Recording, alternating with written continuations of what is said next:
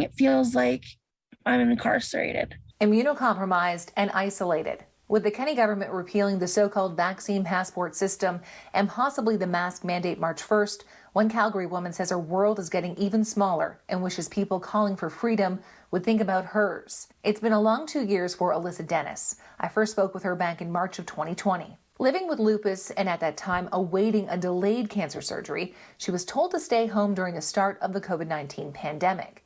She didn't want to chat on camera right now as the pandemic has really taken a toll on her. After my surgery, I had, like my mental health took a turn in conjunction with being in isolation, plus the pain and everything just made things really hard to, keep going.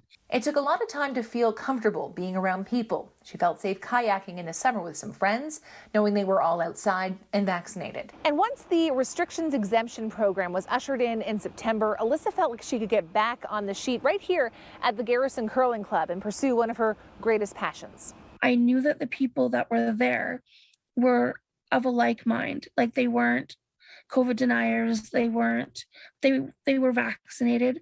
I knew that I was in an environment that was as safe as possible. I could trust them. With the program now lifted and the province aiming to lift the mask mandate in March, Alyssa worries about her physical and mental health, as her elderly parents who have their own health issues are her only source of interaction. My dad likes to do the groceries and he goes out and stuff, and they do wear their masks, and they plan to continue wearing their masks regardless. But it makes me worry that with them being out there, especially once the mask mandate is lifted. Alyssa says she is the first person who would love for life to go back to normal, but she believes the province's latest move is premature, and she hopes that both government and Albertans will think about people like herself during this pandemic. They're marching and they're protesting for freedom, but only for them. Freedom for one isn't freedom for all. In Calgary, Tara Overholt, City News.